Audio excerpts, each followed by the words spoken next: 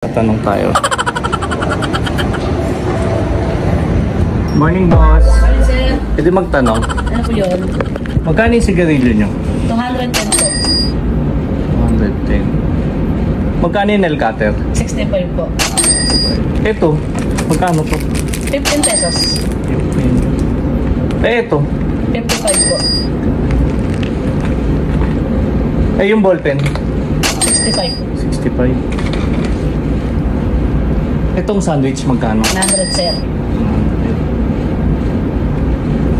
Ito, magkano to? Joy? 75 po.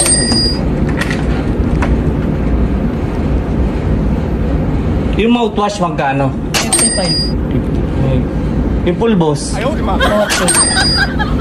Yung tequila rose magkano? 15, sir. Sir, pwede po ba kayo? Kayo na pa kayo tanong eh.